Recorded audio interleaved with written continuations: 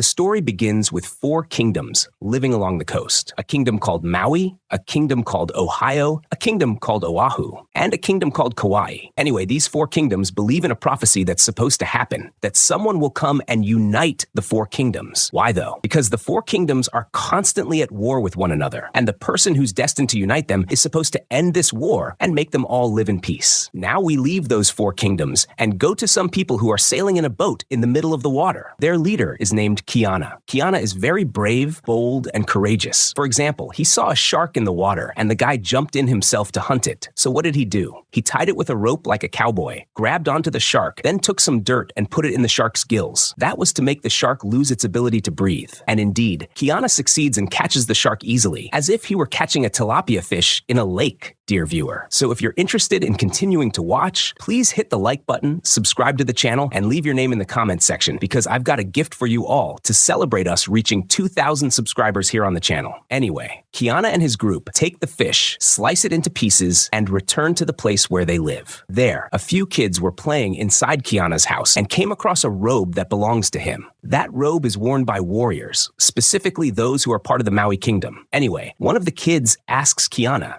saying, "Why?" And what did Kiana say? The kid asked him, "Why did you leave your high position in Maui and come live here?" So Kiana told him that he was extremely tired of war and just wanted to live in peace, which is why he left Maui and came to live here. After that, his wife Kapoi comes to him and says, "What's this? I can see you treat kids well. How about we have a child?" Then she goes, "Actually, you know what? We're going to have a child. I'm not going to wait for your approval." And it's clear that Kapoi really wants to start a family with Kiana.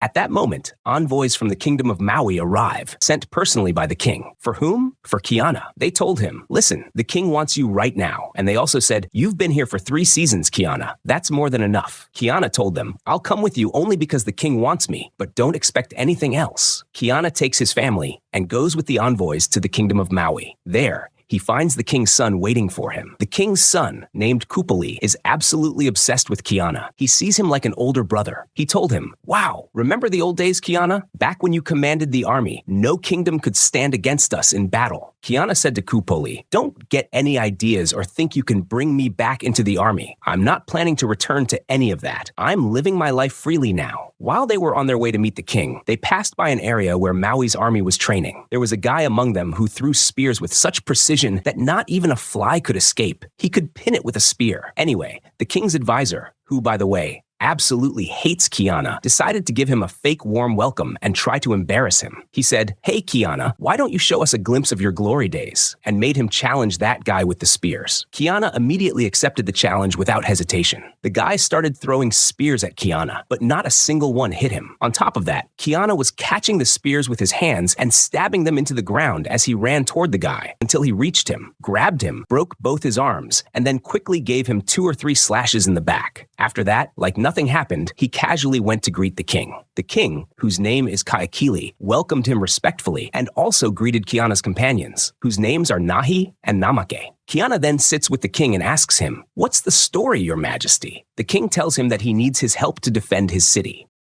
Kiana told him he wasn't interested and turned to leave, but the king said, "Wait, be careful. The prophecy has started to come true. And I want to tell you something, Kiana, you are the chosen one." Why? Because you're incredibly skilled in war, yet you hate war. And most people love you deeply. So basically, my friend, you're the one. You're the one who can unite the 4 kingdoms under your name. He added, "Besides, we've heard rumors that the kingdom of Oahu is planning to attack us." Kiana replied, "The king of Oahu isn't even a man of war. He's still a young guy." But Kaikili said, "This isn't coming from the king. It's the high priest behind it all. That man hates us and wants to wipe us out in any way possible. So please, Kiana, help us." Kiana said, "All right, let me think it over." And he walked away. Kiana went back to his people and told them everything the king had said. He told them, "Honestly, I'm not buying any of this." But his group seemed very convinced by the king's words, especially Kiana's wife, who clearly liked the idea of her husband being the chosen one. Still, Kiana didn't take it to heart. He kept thinking about it rationally, weighing it in his mind. The next morning, the king came to visit him personally and took him out for a walk to talk. As they walked, the king told Kiana, "This war is going to happen. No doubt. It might even be the war that unites our kingdoms." And Kiana, you need to be part of it because you're the best man alive when it comes to leading battles. Then he took him to a hut that had something strange inside. Kiana asked, "What's inside this hut, if you don't mind me asking?" The king said, "It's your father's remains." You see, Kiana, the high priest of Oahu was trying to get to your father's remains so he could desecrate them. But thankfully, we managed to recover them before he got to them. Take them, Kiana, and give your father a proper burial. At that moment, Kiana felt really touched by what the king did. He took his father's remains and brought them back to his people. And just like that, he threw them into the fire. And then they all start crying and mourning as if he had just died, and that night passes. The next day, Kiana is standing on the shore when a prophetess named Taula approaches him. She's known for predicting future events, or at least parts of them. Kiana asks her, "Give me advice. Should I go to this war or not?" Taula tells him, "Hold your father's hands." Kiana replies, "What do you mean? Hold my father's hands? I don't get it. I just burned him yesterday." She says, "You'll understand it on your own," and then suddenly vanishes. So Kiana goes back to his people, and there, his wife comes to speak with him. Kiana tells her what Taula said, but admits he doesn't understand any of it. At that moment, Kupoi says, "Now I get it. Here, take this weapon. It belonged to your father. The warriors of Maui just brought it to me a little while ago. And since your father always held this weapon in his hands, Taula probably meant that you should hold it in his place, which means you need to take part in this war." That explanation spins Kiana's mind around, and he finally agrees to join the war alongside the king of Maui. He prepares himself, puts on his war robe again, and that strange, weird, intimidating helmet. Then he goes to meet King Kahekili. Kiana says, "Now listen carefully and open your ears wide. I want you to take your army to the shores of Ohio, but don't attack. Just hold your position. That way, the city of Oahu will send out their army to defend it. At that moment, I'll enter from the east side and make my way to the temple. I'll grab their high priest and crush him and snap his neck. After that, I'll secure the young king. Then you can enter the city." Kahekili says, "Sounds perfect. Let's go." So Kiana and his group say goodbye to Hiki, since she's not a warrior, and they leave her behind in Maui. As for the rest, they all go with Kiana, even his wife, because she's a warrior. Kiana enters from the eastern side of Oahu, where he finds some warriors waiting for him. They try to resist him, but Kiana takes them all down and flattens them. And while the battle is still going on, Kiana spots Taula among the people. But this time, she's dressed in all black. Her eyes are black too, and her face shows clear fear and sorrow. Then, she suddenly vanishes into thin air. Kiana immediately feels that something is wrong, so he warns his people and tells them, "Open your eyes. Something's not right." They keep moving forward, and they run into another group trying to block their way. But it turns out these people are just farmers, not warriors. So Kiana refuses to harm them. At that exact moment, he hears the sound of Maui's war horn giving the command to attack the city. Kiana gets upset because he had told the king not to move from his position. But the king went ahead and entered the city anyway, and he does something very strange. He starts killing everyone in his path, old or young, anyone at all. He wipes them all out. Kupoli, his son, is in total shock at what his father is doing. His face clearly shows that he had no idea this was going to happen. His father had kept his true intentions hidden from him. And not only that, Kahekili then storms into the city's temple and also kills everyone inside before setting the temple on fire. By the time Kiana arrives, Kahekili has already killed everyone. When Kiana sees the scene of all the corpses, he's deeply disturbed. And he's even more upset when he sees the king holding the young king of the city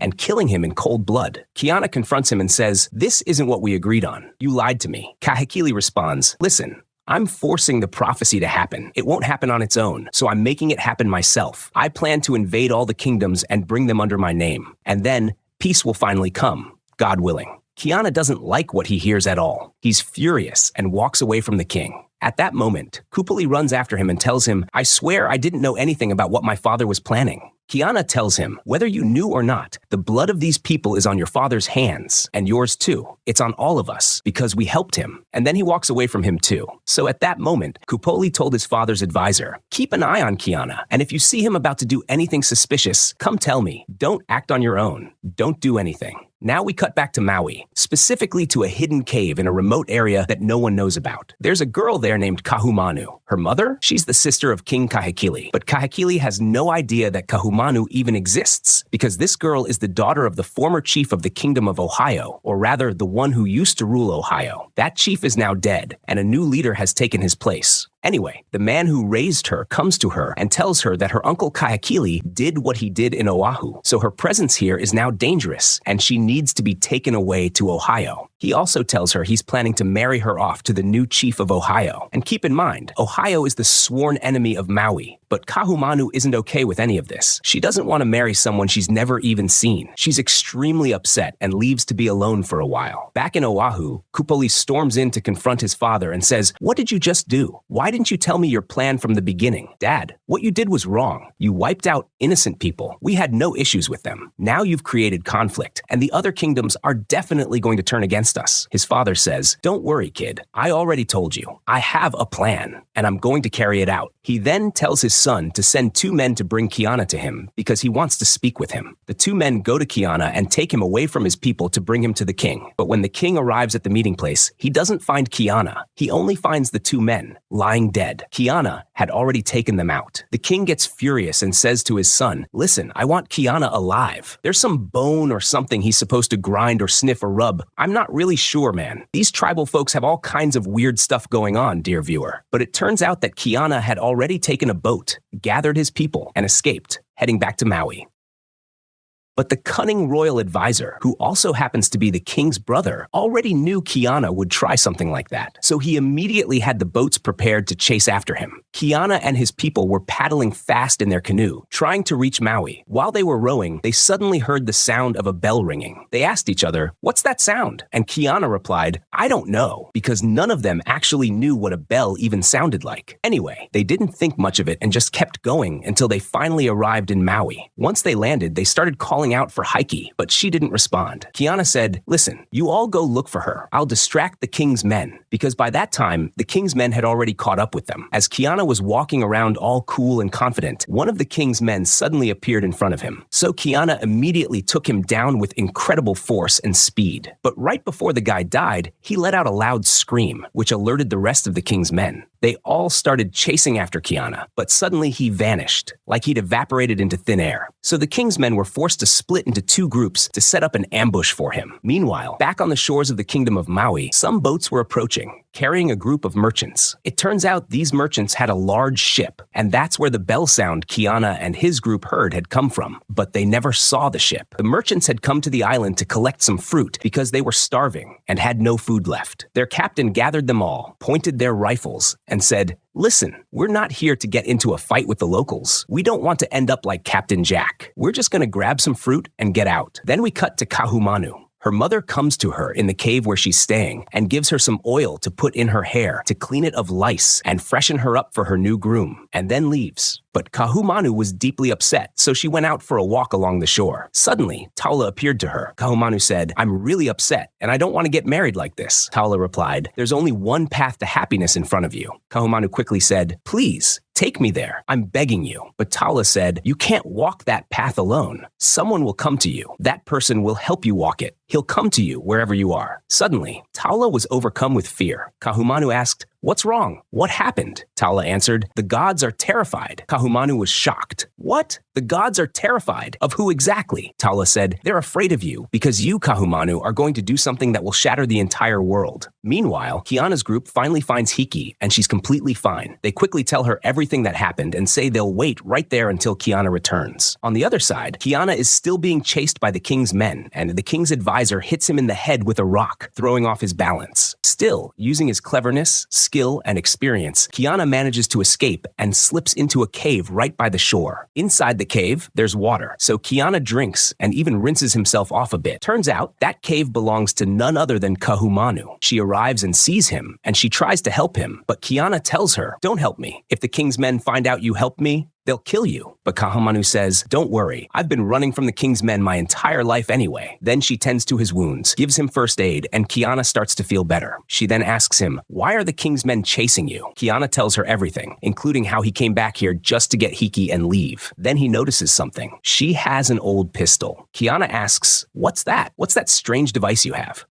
Kahumanu told him, "That's a weapon. It belonged to a guy named Captain Jack who came here years ago and tried to invade the kingdom of Ohio. But the people of the kingdom managed to fight him and his men off, even though they had very advanced weapons. But you know how it is, Kiana.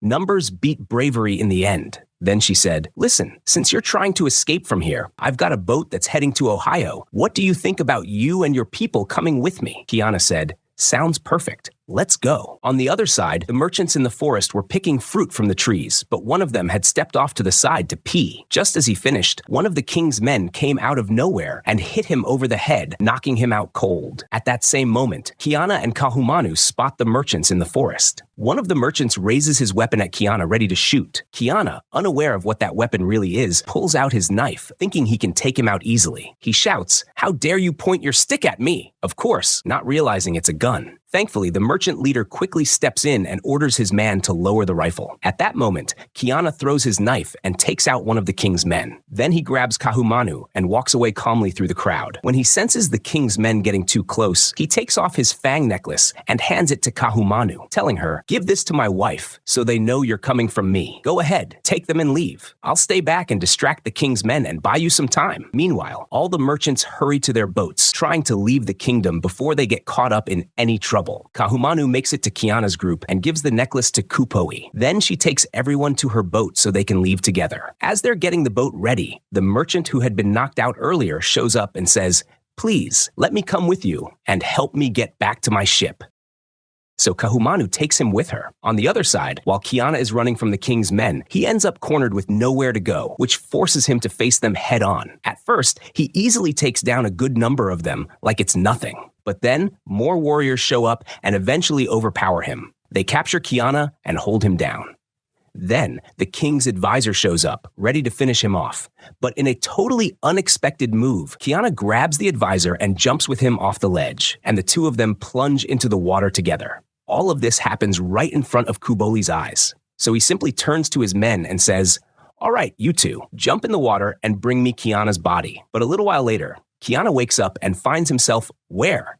On the merchant's ship. Turns out, the merchants rescued him from the water and brought him aboard because he had saved them earlier from that royal soldier. But Kiana is in a wild, furious, and shaken state, and they're all trying to calm him down. They even say, "Here, take your weapons, relax, we're the ones who saved you." Kiana finally calms down, and as he looks out from the deck, he sees the ship sailing farther and farther away from the island of Maui. And that's where episode 2 ends. Like I told you, this show releases just one episode per week, so until episode 3 drops, go ahead and hit that like button, leave a comment, and share the video so it can reach more people. And if this is your first time hearing me and you're not yet subscribed to the channel, come on now. Subscribe and hit the bell so you get notified every time a new video comes out. This summary was written, edited, and recorded by me. Stay safe. I love you all. See you soon. Goodbye.